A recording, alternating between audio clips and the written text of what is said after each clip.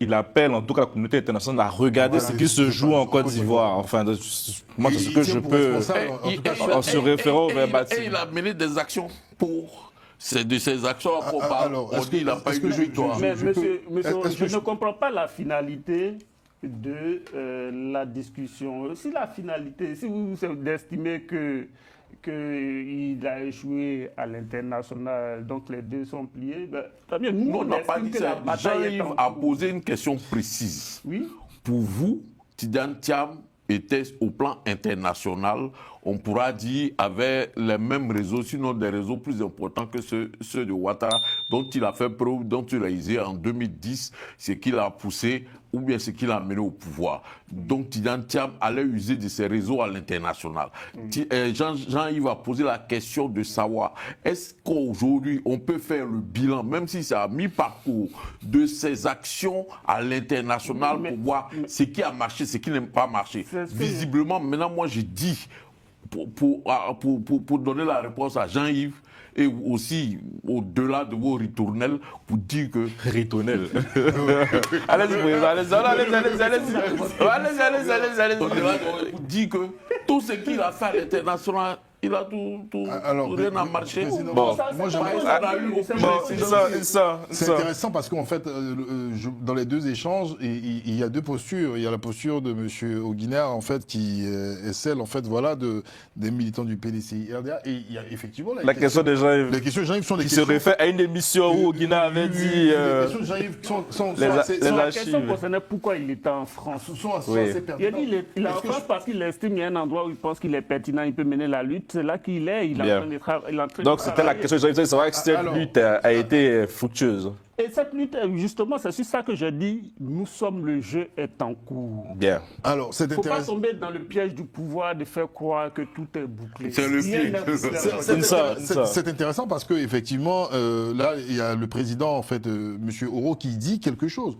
Est-ce qu'au moment où le PDCI pose une action, est-ce que le gouvernement, en fait, d'accord, ivoirien, en fait, réagit derrière? Moi, c'est super intéressant ce qu'il dit. Et moi, je lui dirais que oui. Oui. Je lui dirais que oui, tout simplement. Exemple parce concret. Bon, on va prendre le cas même déjà de l'Élysée. Ça, c'est un élément très important, d'accord, dans le narratif de ces élections à venir.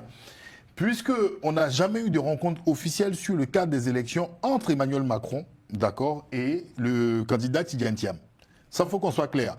Il y a une source, je me permets de citer ce média, qui est Africa Intelligence. Africa Intelligence évoquait l'une des visites de Macky Sall, d'accord, des échanges de Macky Sall et d'Emmanuel Macron. Dans cet échange-là, on a évoqué le cas de Tidjane Thiam.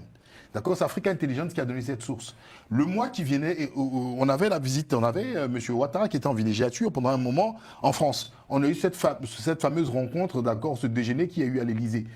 Tout l'establishment ivoirien, y compris même le parti de M. Ouattara, d'accord, attendait une déclaration officielle qui devait sortir.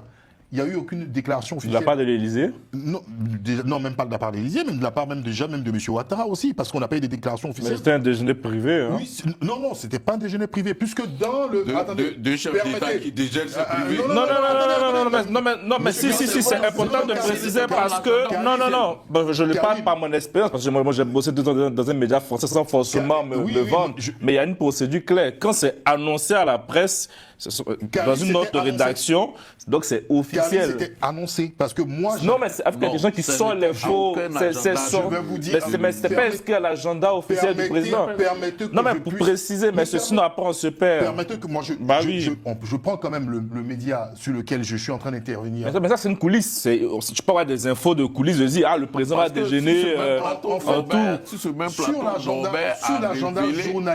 Sur l'agenda journalier de l'Élysée, d'accord, l'heure du déjeuner et la rencontre avec M. Ouattara sur le déjeuner était sur l'agenda journalier de l'Élysée dont tout le monde avait accès. Ce n'était pas confidentiel. On n'a pas vu ça. Ah non, je prends quand même le risque d'intervenir sur Télésud, qui est un média sérieux. Je ne vais pas me permettre de dire tout et n'importe quoi. Non, on n'a pas vu. Oui, mais moi je vous le dis que oui, effectivement. Si en plus, il y a un protocole. Je ne t'arrête pas, mais pour des rencontres officielles, il y a un protocole. Logiquement, on informe. Le protocole à 10h30, je vous donne. Moi, je me souviens, à 10h30, il y avait une rencontre, d'accord, avec l'Union européenne. il y avait une rencontre sur un sujet concernant l'Union européenne, je crois à midi 30. après, ouais. Voilà, midi 30, il y avait un déjeuner avec Ok. M. Ouattara. Je ne suis pas en train